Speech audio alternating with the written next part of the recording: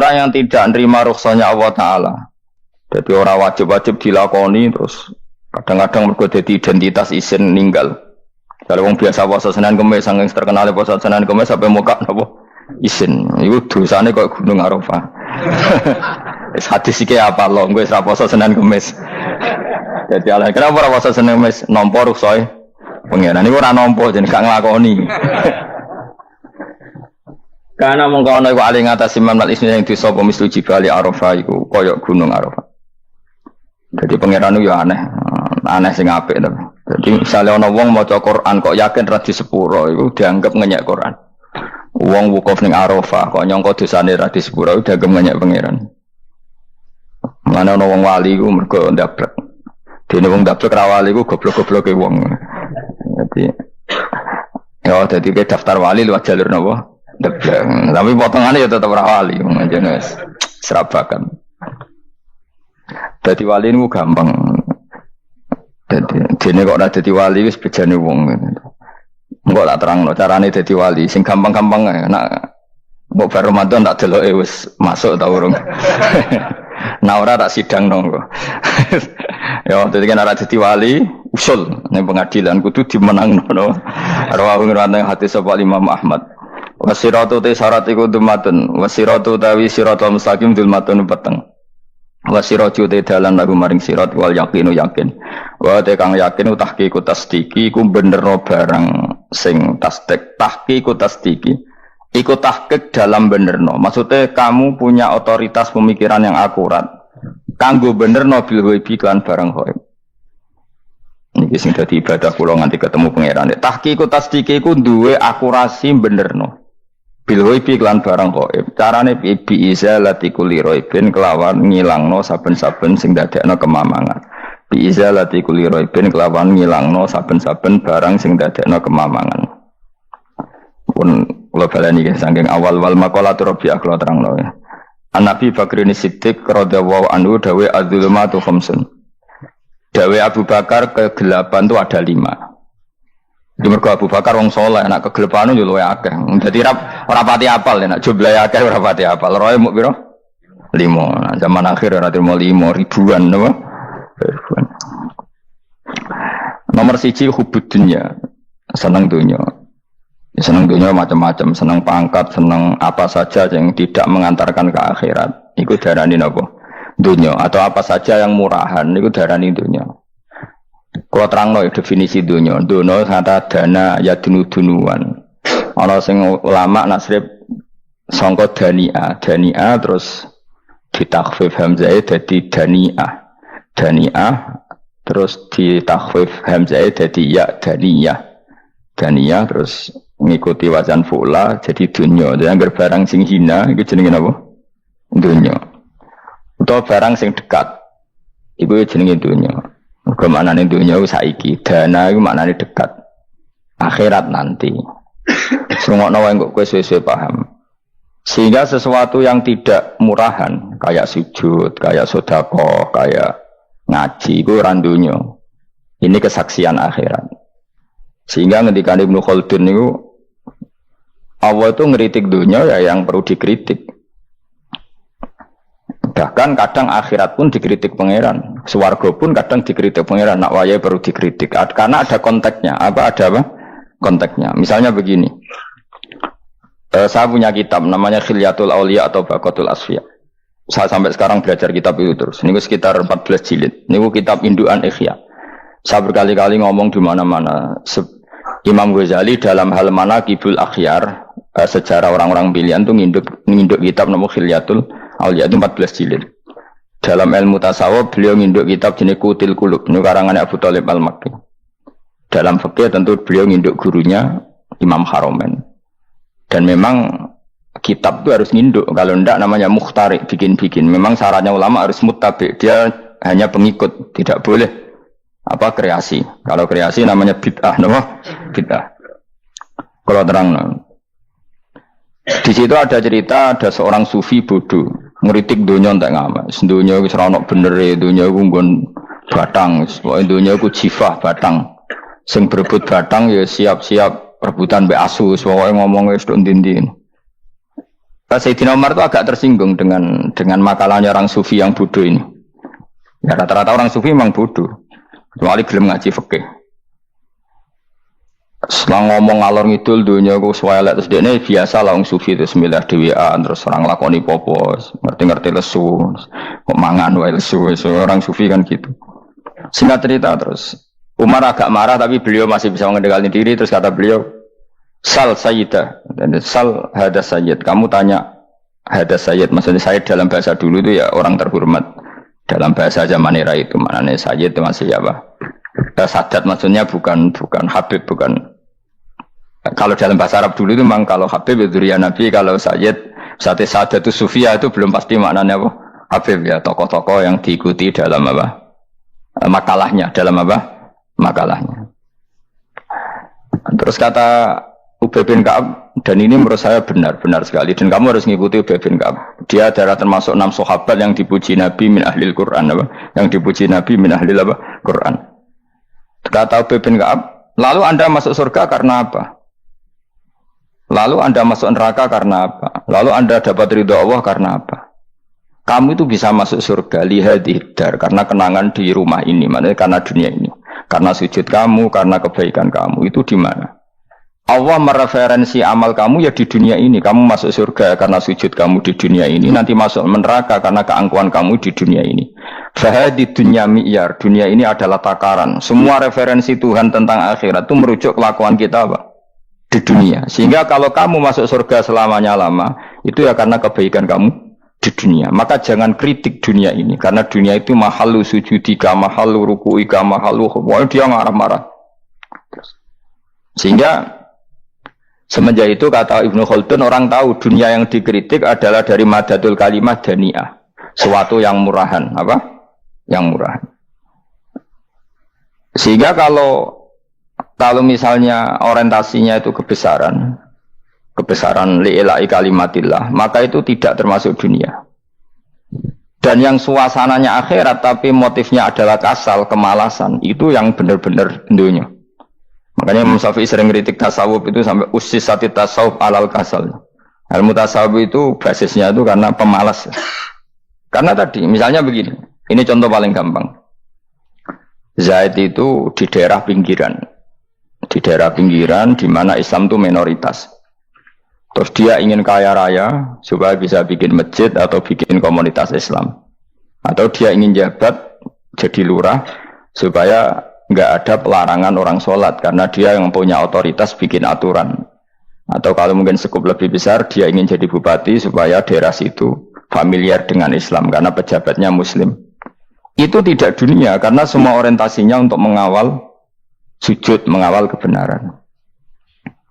Tapi kalau kamu di daerah pinggiran, kemudian milih dewean, kabeh kersane pangeran, sidik-sidik kersane pangeran, terus kamu meninggalkan aktivitas dakwah. Itu yang dunia, karena motivasi kamu adalah al-kasal, males dari mewarnai buminya Allah ini dengan sujud.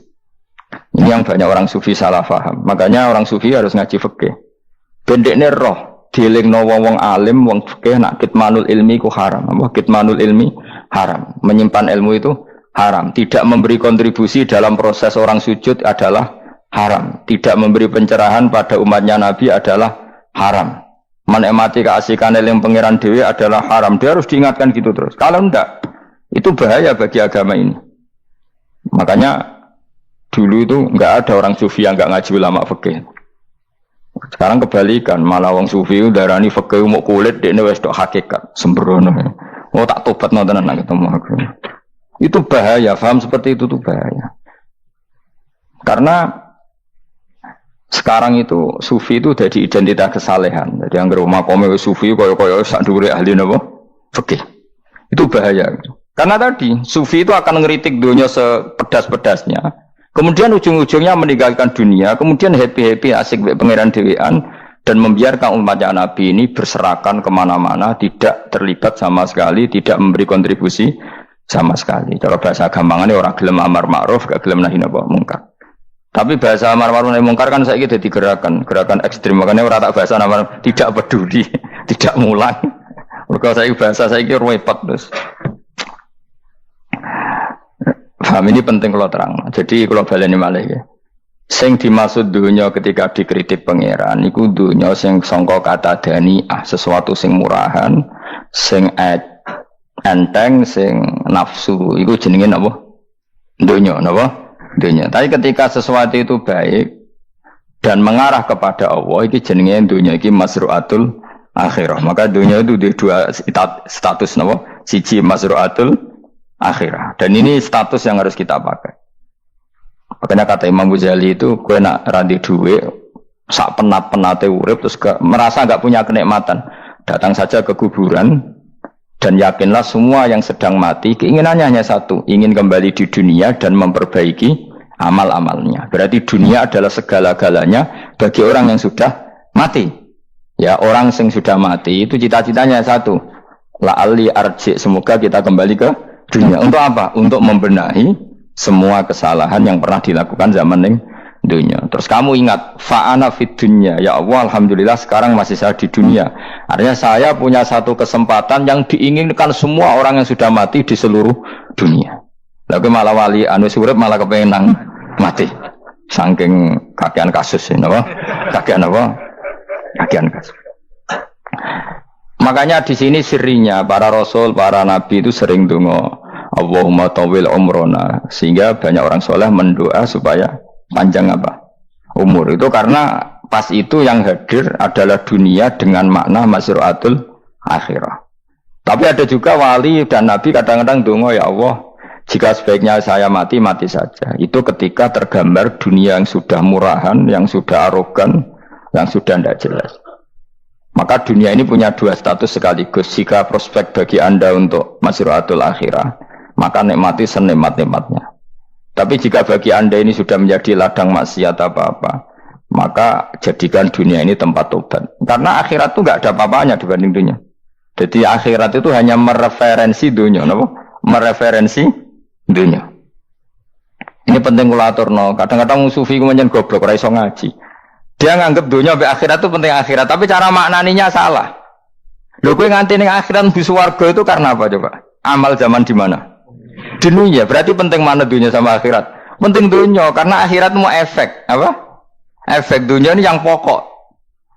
Apa dunia ini yang pokok. Kalau Allah kan cara ngedikan tidak seperti itu. Allah cara ngedikan gini loh. Akhirat, maksudnya walal akhiratu khairul laka minal ula gini. Sesuatu yang berorientasi akhirat dan kemudian menjadikan kamu nyaman di akhirat itu khairul laka minal ula, itu lebih baik ketimbang dunia. Ora kok kowe nak ning dunia nak sepemelek ning akhirat ape ora ngarang ngono, nak ning dunia melek ning akhirat luwih parah. Kayak melaratem cek ngene iki kan. Tapi kan cek iso ngopi, cek iso mangan tengkleng. Coba ning akhirat gak iso blas. Dunyel-unyel malaikat ngawur. Gayamu bareng melarat usah ning dunya lara lah nek akhirat penak. Aku yakin ora luwih lara, tak jamin. Ngeraine kan ketara nak keliru omongan aku ning dunya lara lah sementing nek akhirat penak itu ndak bisa. Kowe nyifati dunya nggon lara iku serapati ridho mbek pangeran. Berarti ketika iso ngopi ra syukur, ketika iso mangan ra syukur, anane nyifati dunya lara. Berarti rapati ridho mbek pangeran. Malah dibles-blesno sebenarnya. Pemenang nak pengurus akhiratnya aku tak tekek. Cuma aku loh pengurus ora sebenarnya. Tapi gak ada rencana daftar jadi panitia apa? Akhirat. Tapi kira rata syafaat dia biarno karena ini penting kalau terang no. Makanya Imam Syafi'i masyhur makalah beliau tentang fikih dan tasawuf itu. Nggih saya kutip ya, dan saya memang saya hafalkan terus makna teman. Faqihan wa sufiyan fakun laisa wahida fa inni wa haqqu wa iyyaka ansahu. Terus kata beliau mensifati orang fikih fa hadza qasin lam yadhq qalbuhu tuqa wa hadza jahulun kaifadul jahli yasluhu. Itu masyhur. Di dunia ini identitas di dunia kita, dunia ulama itu hanya dua. Kalau enggak sufi ya faqih. Kamu jangan jadi salah satu. Faqih adalah orang sing qasin, itu qalbuhu qasin, hatinya itu keras, hatinya atas. Lam jadu qalbuhu tuqas, gak ditakwa blas. Wong faqih ora ditakwa blas, gak diempati blas. Tapi orang sufi itu ada jauh ini malah geblek blas, malah parah meneh. Sing sitok atas hatine sitok geblek dari Imam Syafi'i. Kena protesnya berarti Imam Syafi'i aja protes aku. Kenapa begitu? Misalnya gini orang fikih. Kalau bapak nyontohkan tuh gini. Orang fikih itu punya aturan. Misalnya kalau ruko tidak begini nggak sah. Sujud kalau nggak begini nggak sah. Sholat kalau tidak begini nggak sah. Oke, aturan itu baik. Tapi punya keangkuhan berpikir. Misalnya ada orang desa terbelakang, misalnya di pedalaman Gunung Kidul, Kulon Progo. Ada orang yang ditobatkan orang-orang sufi. Orang sufi itu ya sing rodok goblok-goblok itu, misalnya nobatkan. Enak wae wong fakir melok nobatno tapi tahu-tahu bilang ini sholatnya nggak sah, rukuknya nggak sah, Fatihahnya nggak sah. Jadi sing sufi, wah semane nobatno ora iso sholat apa ora disahno. Si sufi ya goblok pisan, ketika ngawal si ajudannya tadi sholat nggak dikawal. Sehingga banyak aliran di Jawa sholat ala kali Joko ya ono Fatihah mau meneng tok. Sitok sujud tok. Jadi ini sitok atas hati ini ora gelem bina tapi muni rasa. Sing sitok goblok, ora tahu nerusno pembinaan. Akhirnya ya mandek ning satu kesalahan dan diwaris ya bergenerasi-generasi. Makanya kata Imam Syafi'i itu sitok goblok, sitok atas hati ini. Jadi kamu jangan jadi salah satu itu. Makanya kamu aman karena kamu ndak sufi ya ndak fakih. Makanya nggak masuk nggak masuk yang dikritik Imam Syafi'i. Kamu sufi ya ndak, fakih ya ndak. Makanya kalau Imam Syafi'i ngeritik itu, tapi alhamdulillah saya ndak dua-duanya. Yang ndak sufi, ndak fakih. Karena orang sufi itu kalau ditelusuri itu memang kesalahannya terlalu banyak. Kecuali dia mau ngaji fikih. Kenapa? Kecuali dia mau ngaji fikih. Kayak tadi misalnya, sampai Imam Syafi'i zaman itu duka yang menghentikan usisat tasawuf alal kasal. Ilmu tasawuf itu dibina, itu berdasar kemalasan. Loh, saya punya teman sufi banyak. Saya ini kiai loh. Punya teman sufi banyak. Tekon dengan kula Gus dunia rusak, sementing sakniki ini ngatah-ngatahno istighfar. Memangnya kita bisa diistighfari pangeran di sepuro pangeran ketika kamu orang alim ndak mulang? Memangnya kok iso di sepuro pangeran ketika kowe sugih zakat? Memangnya kok iso di sepuro pangeran wis kere ra nyapu masjid teko Jumatan, bareng ngrokok itu usep-usep ning pojok masjid bar mulai. Enak wae. Ana keran coplok istibarno. Memangnya kamu bisa jadi orang miskin seperti itu kemudian dimaafkan Allah? Ndak bisa. Kamu harus terlibat dalam proses sholat. Wis kere ya urun gawe keran, misale ora ngono ya urun masjid ya nyapu-nyapu, sing sugih urun dhuwit, sing alim urun mulang. Kok enak? Dunya mbangkep rusak terus kabeh dhewean. Menengi sampean kedhewean neraka ora tak baturi ya ngono. Ndak bisa, sufi seperti itu ndak bisa, tuh kriminal. Malah Imam Syafi'i dalam satu makalah kowe esuk tasawuf, awan wis rondok meneh. Saking ekstrimnya beliau. Nah, kenapa Imam Ghazali muji orang sufi? Kitab-kitab Risalah Kusyariah muji orang sufi itu sufi-sufi yang kayak kowe. Sufi-sufi yang belajar fikih, napa? Sufi-sufi yang masih mau belajar fikih. Kok enak? Jadi sufi itu maknanya sidik-sidik. Zaman wis rusak itu tidak seperti itu. Nak rusak ya amanat pengiran kon melok dandani. Nah, ketika rakan didandani sebetulnya enggak masalah, kan ada alternatif. Misalnya gini, ada mobil rusak enggak bisa dipakai. Memangnya mobil hanya itu. Kan ada mobil yang lain itu jenis fakih. Ini enggak, kamu punya pemimpin hanya 2 atau 3 lah biar enggak nyindir. 3 atau 4 lah. Ketika 4 ini orang ini gagal, seakan-akan Indonesia gagal. Memangnya Indonesia hanya punya orang 4 itu. Goblok sekali kita berpikir gitu. Segoblok-gobloknya apa? Memangnya Indonesia itu milik siapa? Kenapa kamu menggantungkannya sama 1-2 orang, 3-4 orang? Gampang aja cari alternatif.